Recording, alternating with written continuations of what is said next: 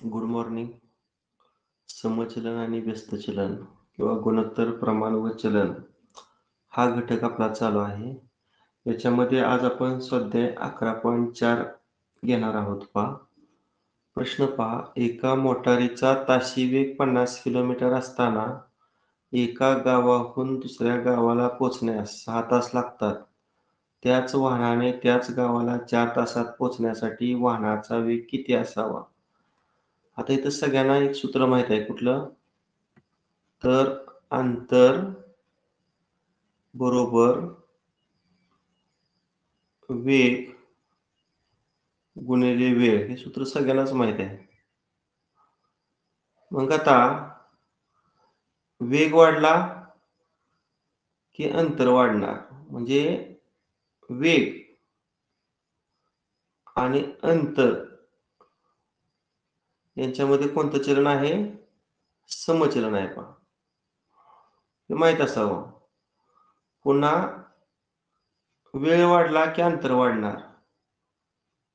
म्हणजे वेळ आणि अंतर यांच्यामध्ये सुद्धा समचलन आहे. मात्र एकाच बाजूला असणाऱ्या दोन राशी पहा, वेग आणि वेळ. वेग आणि वेळ यामध्ये कोणतं चलन असेल? पहा, आता एखाद्या वाहनाचा वेग वाढवला की लागणारा वेळ कमी होणार आहे. म्हणजे ह्या दोन राशीमध्ये कोणतं चलन आहे? तर व्यस्त चलन आहे. हे सर्वांना माहित पाहिजे. वेग आणि अंतर यांच्यामध्ये समचलन, वेळ आणि अंतर यांच्यामध्ये सुद्धा समचलन. मात्र वेग आणि वेळ यांच्यामध्ये कोणतं चलन असतं? तर व्यस्त चलन असतं.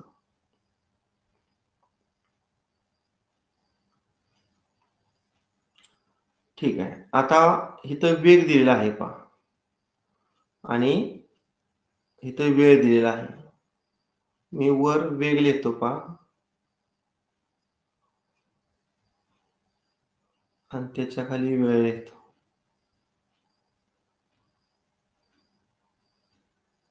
आता वेगाला मी x नाव दिलं आणि जो वेळ आहे त्याला y नाव दिलं. एका मोटारीचा ताशी वेग 50. वेग 50 आहे म्हणजे x ची किंमत आपण 50 घेऊया. आणि 50 किलोमीटर अंतर जाण्यासाठी 6 तास वेळ लागतो. मग वेळ म्हणजे y ची किंमत आपण 6 घेऊया.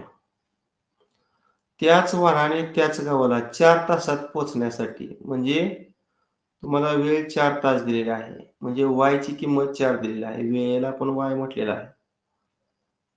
त्या वाहनाचा वेग किती असावा? वेग विचारलेला आहे. म्हणजे वेगाला आपण x म्हटलेला आहे.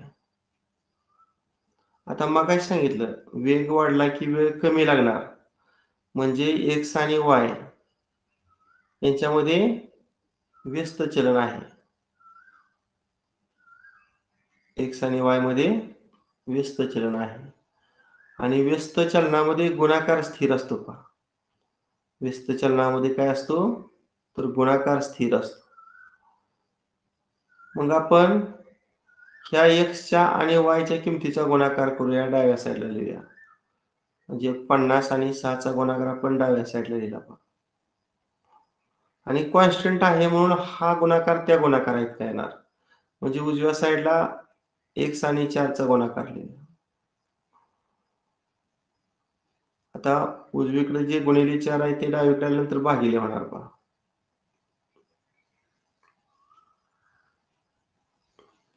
इकडे फक्त x उरते. आता संक्षिप्त रूप देऊया. 2 न भाग घालूया. 2 दुनी 4, 2 त्रिक 6, पुन्हा इथं 2 एक 2, 2 दुनी 4 आणि 2 पंचे 10. आणि 25 आणि 3 चा गुणाकार पहा, 75 येते. म्हणजे त्याच वाहनानं त्याच गावाला जर 4 तासात पोहोचायचं असेल तर त्या वाहनाचा जो वेग आहे तो ताशी 75 किलोमीटर असायला हवा. म्हणून याचं उत्तर आहे पर्याय क्रमांक 4. पर्याय क्रमांक 4. ठीक आहे. प्रश्न दुसरा आहे पहा. दिलेल्या सारणीतील x व y च्या किमतीवरून त्यांच्यातील चलनाचा प्रकार ओळखा. आता तुम्हाला इथं x आणि y च्या किमतीची ही एक जोड दिलेली आहे आणि ही एक जोड दिलेली आहे. ह्या दोघांवरून आपण चलनाचा प्रकार ओळखूया. आता पहिल्यांदा गुणाकार समान येतोय का पाहूया. 16 आणि 6 चा गुणाकार 96 आणि 48 आणि 18 चा गुणाकार हा फार मोठा असणार आहे. म्हणजे गुणाकार स्थिर नाही. मग आपण भागाकार स्थिर आहे का बघूया. x आणि y चा भागाकार 6/16. ह्याला अतिसंक्ष रूप दिलं तर b 6 आणि b 16. त्यानंतर दुसऱ्या x आणि y च्या किमतीचा जर भागाकार केला तर अंशामध्ये 18 छेदामध्ये 48. यांना 6 न भागावूया. 6 18 आणि 6 8 48. बघा इथं x आणि y चा भागाकार 3/8 आला. इथं पण x आणि y चा भागाकार 3/8 आला. म्हणजे x आणि y या दोन चलामध्ये समचलन आहे. हे कशाचं उदाहरण आहे? समचलनाचं गुणाकार आहे. आणि समचलनामध्ये भागाकार स्थिर असतो पहा. म्हणजे x आणि y चा जो भागाकार आहे तो समान असणार आहे, स्थिर असणार आहे. मग आपण ह्या x च्या किमतीचा आणि या y च्या किमतीचा भागाकार लिहिला. म्हणजे 6/16 इज इक्वल टू ह्या x च्या किमतीचा आणि या y च्या किमतीचा भागाकार. म्हणजे उजवी बाजू येणार a/32. आता इथं तिरकस गुणाकार करूया. 16 गुणिले a आणि दुसरा गुणाकार 6 गुणिले 32. आता डावीकडे जे गुणिले 6 आहे तिकडे गेल्यावर भागिले होणार. म्हणजे 6 गुणिले 32 आणि हे भागिले 16. 16 एके 16, 16 दुणे 32 आणि मग अंशातील 6 आणि 2 चा गुणाकार किती आला? 12. म्हणजे a ची किंमत 12 आली पहा. a ची किंमत काय आली? 12. मी लिहितो a ची किंमत 12. याच्या बरोबर आपल्याला b ची सुद्धा किंमत काढायची आहे. b ची किंमत काढण्यासाठी पुन्हा x आणि y चा भागाकार स्थिर लिहितो. मग x आणि y च्या किमती लिहिताना ह्याच दोन लिहूया. म्हणजे x ची किंमत 6, y ची किंमत 16 बरोबर. आता ही x आणि y ची किमती जोडली की ज्यामध्ये b चा समावेश आहे. म्हणजे अंशामध्ये 15 छेदामध्ये b. तिरकस गुणाकार 6 गुणिले b. दुसरा तिरकस गुणाकार 16 गुणिले 15. b ची किंमत पहा 16 गुणिले 15. आता इकडे जे गुणिले 6 आहे तिकडे भागिले होणार. 3 न भागा जातो. 3 दुणे 6 आणि 3 5 15. खाली बे एक बे 8 16 आणि 8 आणि 5 चा गुणाकार की 8 पंचे 40. म्हणजे इथं जी b ची किंमत दिलेली नव्हती ती 40 येते. पण a ची 12 आली पहा आणि b ची 40. 12 40 कुठे लिहिले बघा. 40 12 नको. अगोदर a ची किंमत 12 आणि नंतर b ची किंमत 40. पर्याय क्रमांक 4 आहे.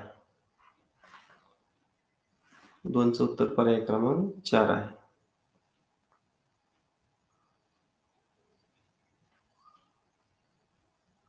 ठीक आहे.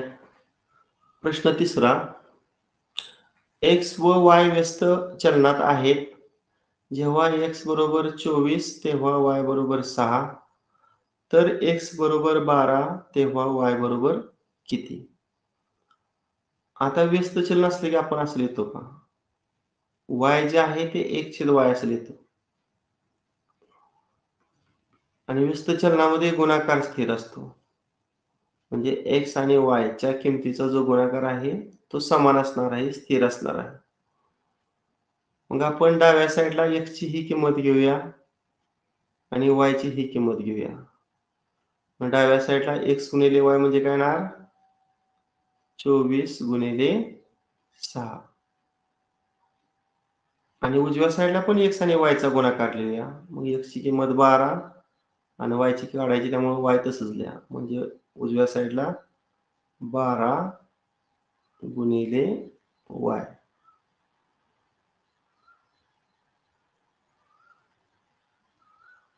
आता उजव्या साईडला जे गुणिले 12 आहे, ते डाव्या साईडला आल्यावर काय झालं? भागिले झालं. सिम्प्लिफाय करू. 12 एके 12 आणि 12 दुने 24. बघा 2 आणि 6 चा गुणाकार किती आला? तर 12.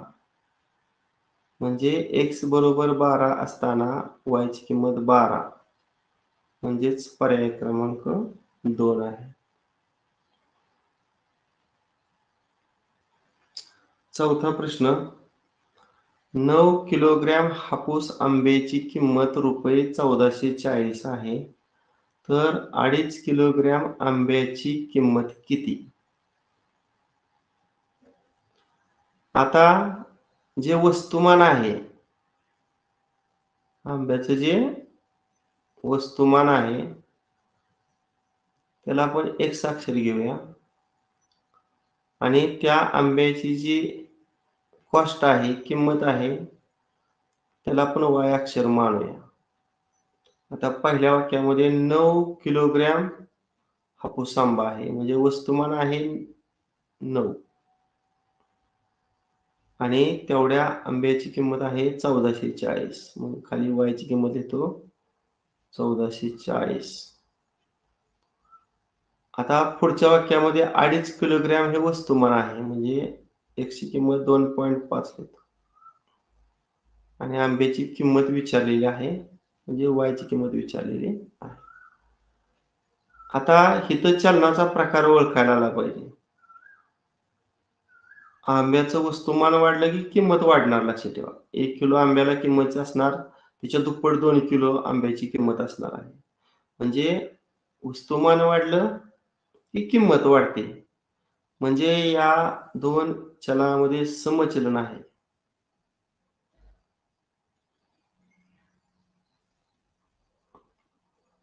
आणि समचलनामध्ये भागाकार स्थिर असतो. काय स्थिर असतो? भागाकार. म्हणजे x आणि y चा जो भागाकार आहे, तो स्थिर आहे. मग आपण x ची किंमत 9 ठेवूया आणि छेदामध्ये y ची किंमत 1440 ठेवूया. म्हणजे 9 छेद 1440. आता x ची किंमत 2.5 ठेवूया आणि y तसंच लिहूया उजव्या साईडला. म्हणजे अंशामध्ये 2.5 आणि छेदामध्ये y. तिरकस गुणाकार करूया. पहिला तिरकस गुणाकार 9 गुणिले y घेतो आणि दुसरा 1440 गुणिले 2.5. आता इकडं 1440 गुणिले 2.5. आता हे जे गुणिले 9 आहे, ती तिकडे गेल्यानंतर भागिले झालं पहा. आता 9 न भाग जातोय मग 1440 ला बघा. 9 एके 9, पुन्हा 9 एके 9, 9 सक 54 आणि 0 160. आता 160 ची फोड आपण 10 गुणिले 16 करू. 16 गुणिले 10. 16 गुणिले 10 केल्यानंतर 10 न जर 2.5 ला गुणलं तर 25 होणार. म्हणजे हा गुणाकार आपला 16 गुणिले 25 आला. 160 मधलं 10 त्यानं 2.5 ला गुणलं की एक घर उजवीकडं. मग 25 सक 150, चला 15 25 एके 25 आणि 15 40. 400 आले पहा. म्हणून याचं उत्तर पर्याय क्रमांक 2.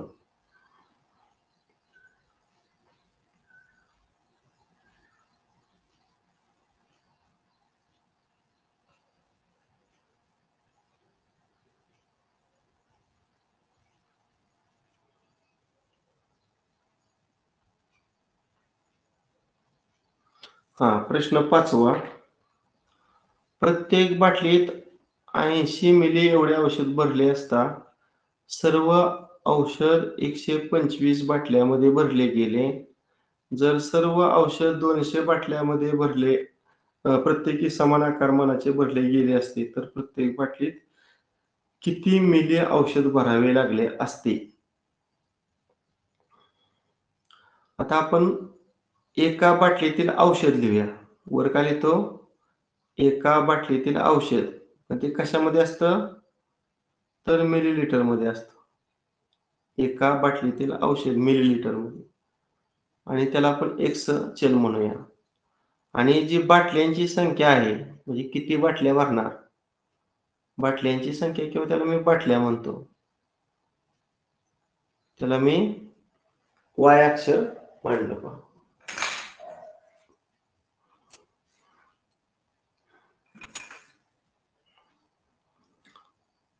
आता पहिल्या वाक्यामध्ये बघा, प्रत्येक बाटलीत 80 मिली औषध भरलं. 80 मिली म्हणजे एक्सची किंमत 80 द्या.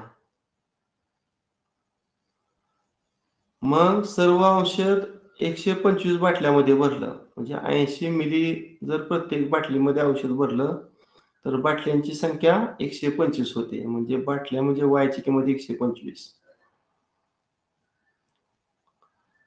जर सर्व औषध 200 बाटल्यामध्ये प्रत्येकी समान आकारमानाचे भरले गेले असते, म्हणजे जर बाटल्या 200 भरायच्या असतील, म्हणजे बाटल्यांची संख्या 200 म्हणजे वायची किंमत 200, तर प्रत्येक बाटलीत किती मिली औषध भरावे लागले असते? म्हणजे तुम्हाला x ची किंमत काढायची आहे. आता चलनाचा प्रकार सर्वप्रथम आपण इथं ओळखूया. सांगा, एका बाटलीत जर जास्त मिली औषध भरलं असतं तर कमी बाटल्या लागल्या असत्या. म्हणजे औषध जास्त भरलं की बाटल्या कमी भरणार आहेत. म्हणजे एक राशी वाढली की दुसरी राशी कमी होते. म्हणजे इथं कुठलं चलन येणार? तर इथं व्यस्त चलन येणार पहा. इथं कुठलं चलन येणार? व्यस्त चलन येणार. मग व्यस्त चलनामध्ये गुणाकार स्थिर असतो. म्हणजे x आणि y चा गुणाकार स्थिर येणार.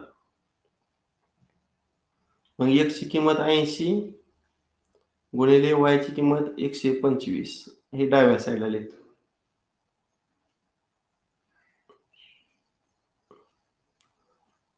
पुन्हा उजव्या साईडला x आणि y चा गुणाकार. मग x गुणिले 200. x गुणिले 200. आता 200 डावीकडे आल्यावर छेदात जाणार बघा. 80 गुणिले 125 आणि छेदामध्ये किती येणार? तर 200. 25 5 सव्वाशे आणि 25 8 200 पुन्हा 8 एके 8 आणि 8 10 80 आणि मग अंशातील 10 आणि 5 चा गुणाकार किती येणार? तर 50 येणार. म्हणजे 200 बाटल्यामध्ये जर समान आकारमानाचं औषध भरलं असतं तर प्रत्येक बाटलीमध्ये 50 मिली औषध भरावे लागले असते. पर्याय क्रमांक 3. प्रश्न 6वा. हरीनं रोज 5 तास याप्रमाणे 8 दिवस काम केले.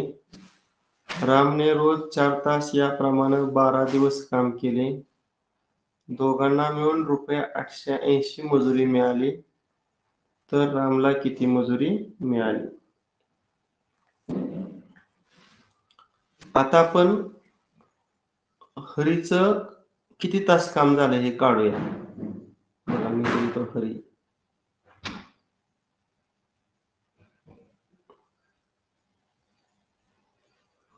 हरीनं रोज 5 तास काम केलं.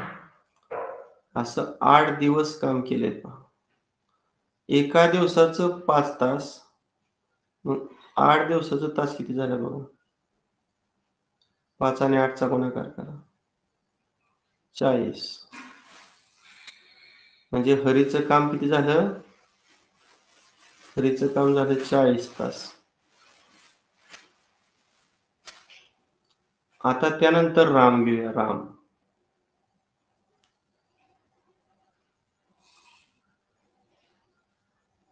राम रोज 4 तास काम करतोय आणि असं 12 तास काम करतो, 12 दिवस काम करतोय. मग रोजचं 4 याप्रमाणे 12 दिवसाचं एकूण तास आपण मोजलं, तर 12 आणि 4चा गुणाकार किती येणार? 48. 12 चोक 48. म्हणजे रामनं 48 तास काम केलं.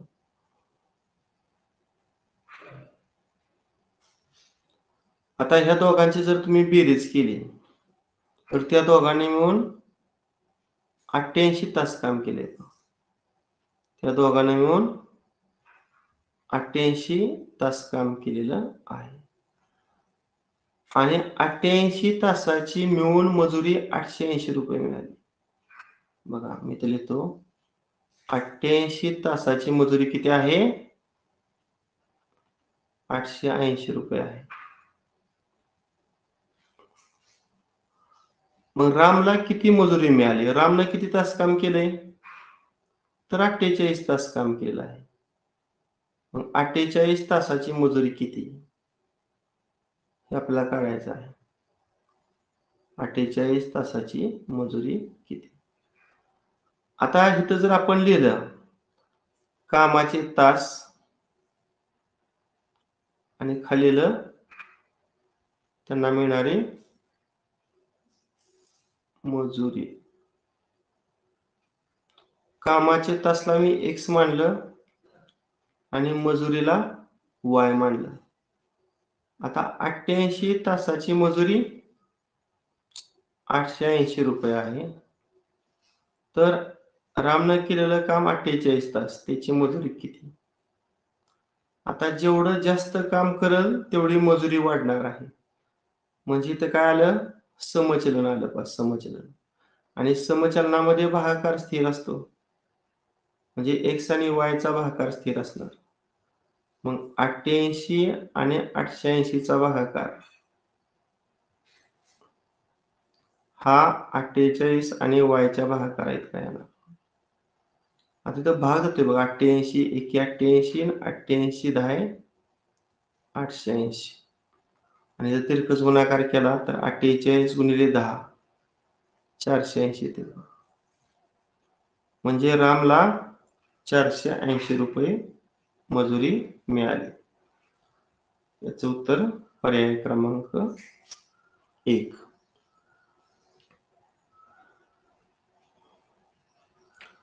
प्रश्न 7वा, PQRS या चारही संख्या प्रमाणात आहेत, तर पुढीलपैकी सत्य विधान कोणते? अचूक उत्तराचे 2 पर्याय निवडा. आता तुम्हाला यापूर्वी सांगितले, ज्यावेळेस 4 संख्या प्रमाणात असतात तेव्हा पहिल्या संख्येचं दुसऱ्या संख्येशी गुणोत्तर हे तिसऱ्या संख्येचं चौथ्या संख्येशी गुणोत्तर इतकं असतं. मग P/Q बरोबर R/S असं येते. आता इथं तुम्ही Q आणि R च्या अदलाबदल करू शकता. बघा, म्हणजे हे जे उजव्या साईडला R अंशामध्ये आहे ते डाव्या साईडला छेदामध्ये घेऊ शकता आणि डाव्या साईडला छेदामध्ये जे Q आहे ते उजव्या साईडला अंशामध्ये घेऊ शकता. मग P/R बरोबर Q/S हे विधान पर्याय क्रमांक 1 मध्ये दिसते.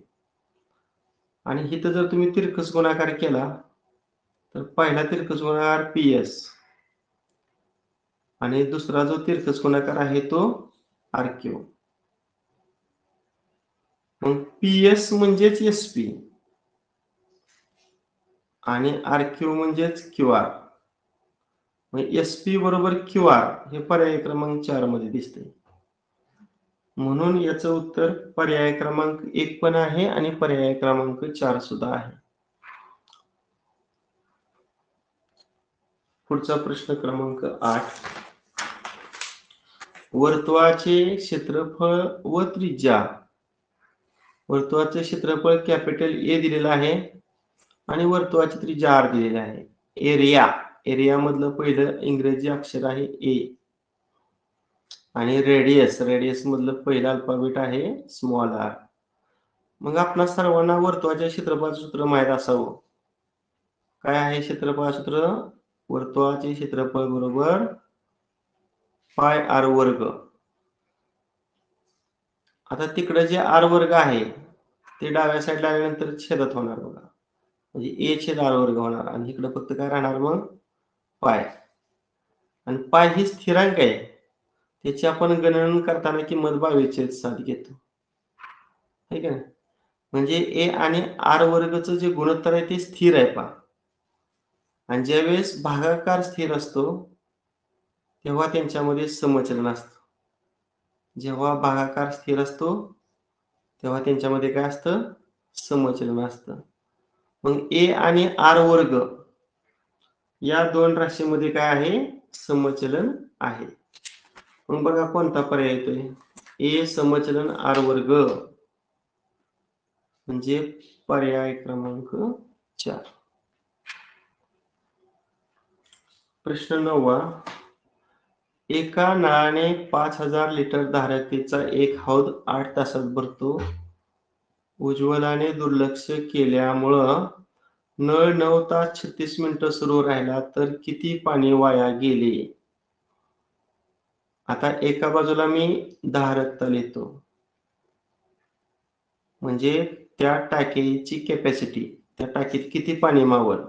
धारकता ही लिटर एककामध्ये आहे आणि धारकतेला मी एक्स अल्फाबेट मानतो आणि तेवढी धारकतेसाठी लागणारा जो वेळ आहे त्या वेळेला मी वाय म्हणतो. आता मला सांगा 5000 धारकता आहे, म्हणजे 5000 लिटर एवढ्या कॅपॅसिटीचं काय आहे? ती टाकी आहे किंवा हौद आहे आणि तो भरायला 8 तास वेळ लागतो. इथं वेळ तासामध्ये दिली आहे आणि खाली वेळ तास आणि मिनिटात दिलेली आहे.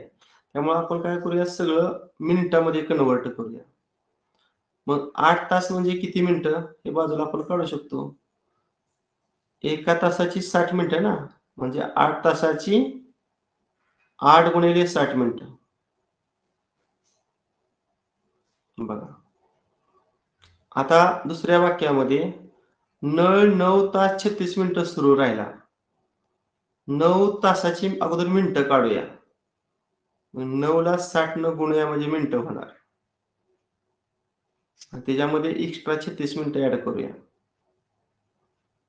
ही वेळ झाली आणि किती पाणी वाया गेलं म्हणजे आपण धारकता काढूया.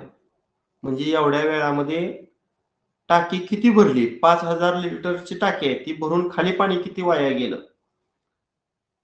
आपण तिथं एवढ्या वेळामध्ये किती पाणी पडलं हे काढूया.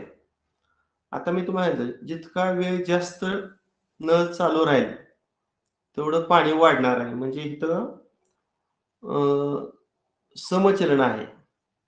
या एक्स आणि वाय मध्ये काय आहे? तर समचलन आहे. मग समचलनामध्ये भागाकार स्थिर असतो.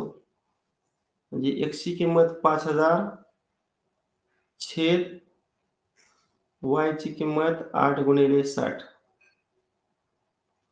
बरोबर अंशामध्ये x. आता छेदामध्ये हा गुणाकार मला डायरेक्ट सांगा किती येतोय? 9 सक 54 540. 540 आणि 36 ची बेरीज करा. मला वाटतंय 576 येते.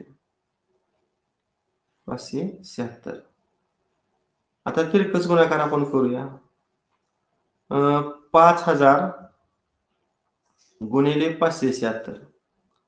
आता x ला गुणिले 8 गुणिले 60 होतं, ती डायरेक्ट इकडे छेदात घेतो. 8 गुणिले 60. आता इथं अतिसंक्षिप्त रूप देऊया.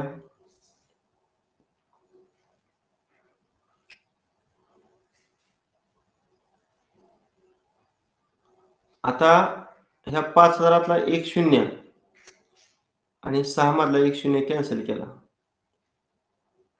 आता 576 ला जर 8 न भागलं बघा, 8 एके 8, 8 7 56 आणि 8 2 16.